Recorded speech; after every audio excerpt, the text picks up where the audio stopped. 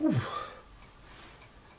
Day 3 here still in Malmö, and yesterday we went out and I got to visit the Malmö Mosque, make up some prayers. They're a very nice building. I didn't see anybody there, but I got some pictures of it. Very nice facility. The area, the wudu area, the area where you wash up for prayer, was very energy efficient. The faucets were motion detector, so they didn't waste a lot of water. Very large. They had a school. Really nice. And I went through the bad neighborhood, and that's what I wanted to do. And it's actually pretty nice.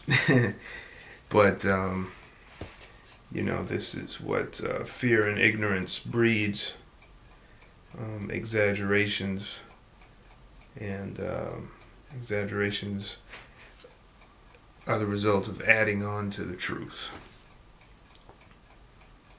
making it worse than it seems. I've been able to keep up an exercise routine, interval running with some body weight strength exercises at the park. This morning I ran down a path. It's a Monday now. I ran down a path for runners and walkers, and then next to it is a path for bikes. So there's a lane for cars. There's a path, an entire wide path for bikes, and a path for people who walk and run. And there was a constant flow of people on bikes. And I gotta tell you, I have not seen. I've seen a few obese Swedes, a few, but the majority are not. These people get out, they move, they use bikes. A lot of them have cars and bikes. This apartment where I'm renting a room has bike racks that are sheltered. So there's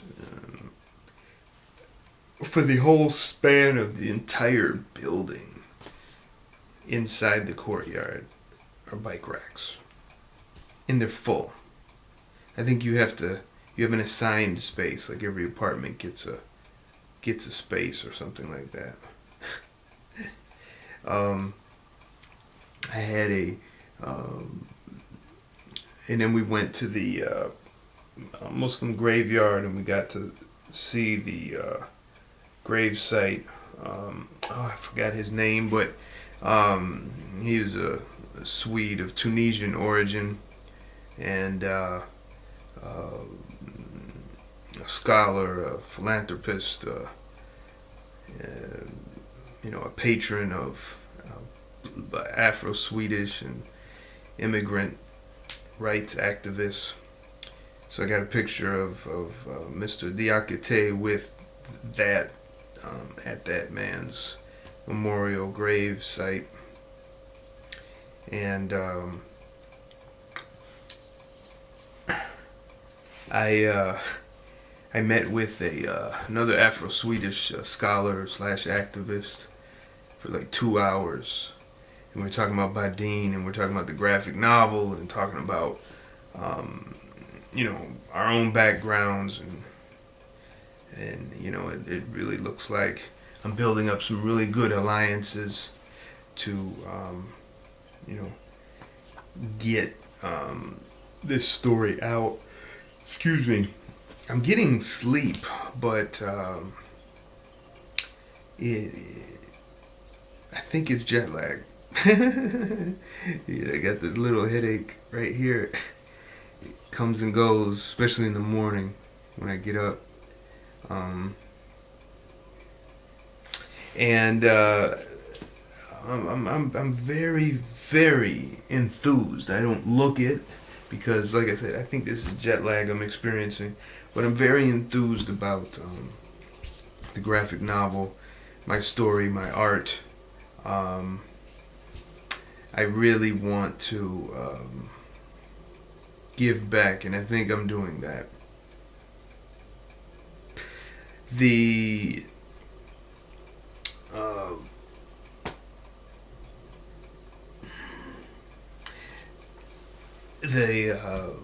I have a concern, with food, but that hasn't been a problem. In fact, I've probably been eating too much. I kind of feel like a drag on my system. I think I ate 3 times yesterday. I do not eat 3 times. Twice is my average. Um, so I don't think I'll worry about losing weight. um, Still, the Wi-Fi is a tricky thing, so I'm pretty much not counting on it. I got this little cheap Sweden-based mobile phone um, to stay in touch with people here in Scandinavia. Hear a little baby screaming in the other room.